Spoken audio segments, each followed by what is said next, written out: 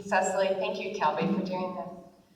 I have a Pinterest-worthy tale of an autumn adventure with my children. It's called Apple Hell, a fun fall family tradition.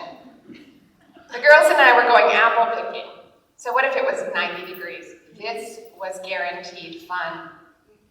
Maybe I should have turned back when they waved me into the third overflow lot and directed me to park on a rocky outcrop. Instead, I snapped open an orchard map so we could check off fun activities because this place was about so much more than just apples. Previous fun-loving families had stripped the low-hanging fruit like locusts, so we pushed deeper through rows of galas, jonagolds, and honeycrisps in search of apples we could reach without a ladder.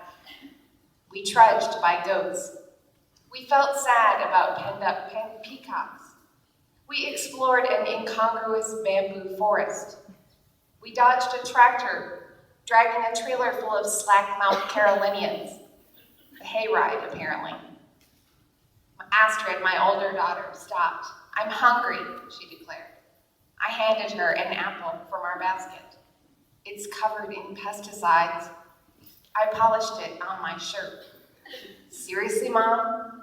"Oh, one carcinogenic apple's not going to kill you," I said. "Today." When we had checked off every fun thing on the map, it was time to pay. The checkout barn smelled of sweat and sorrow. We stood in line behind all of America. A grown man nearly cried when he reached the front, only to be turned back for failure to bag his apples first. Another woman, dripping with perspiration and toddlers, learned the hard way that the orchard only took cash. A man towed a radio flyer wagon filled with apples. The Duggars couldn't have eaten that many apples in a lifetime. I slapped our apples on the counter, but we required even more apple merchandise. "Hey," I asked Apple Guy, "can we buy all our apple stuff right here?" "Of course," Apple Guy was enthusiastic. "What do you need?" I ticked off fudge apples, caramel apples, cider, donuts. I handed Apple Guy all of my money. I waited, but no products appeared. "So, cider's over at the cider counter." He waved his arms at the barely visible far end of the barn. "The candied apples are in the gift shops, and you can grab those donuts in the donut hut. That's outside." He handed me a handful of checkered twist ties and stuffed them in my hand. "Just give these to the cashier and she'll know you paid." No one was going to crack that code.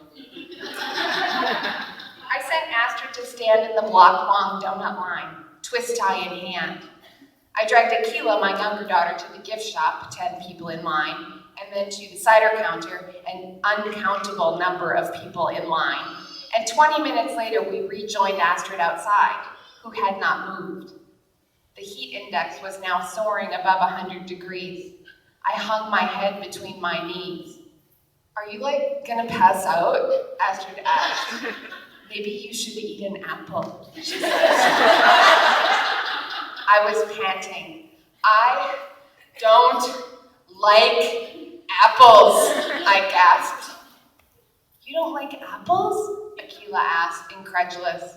"Well, why are we here?"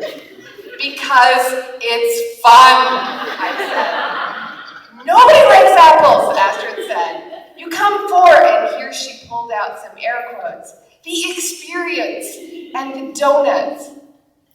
At last, we retrieved our donuts, and toting a hot piping box of donuts and guzzling cider straight from the jug, we staggered up the hill in search of our car that we had left so many hours before upon a cliff. I backed out, avoiding dogs, children, and one dude carrying a black backpack filled with, I presume, apples self-baking into a not delicious pie. On the main road home, Astrid spied an apple stand. "We totally could have just gone there," she said.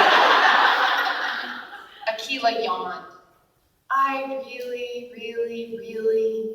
She trailed off, rubbing her eyes. "Never want to go there again."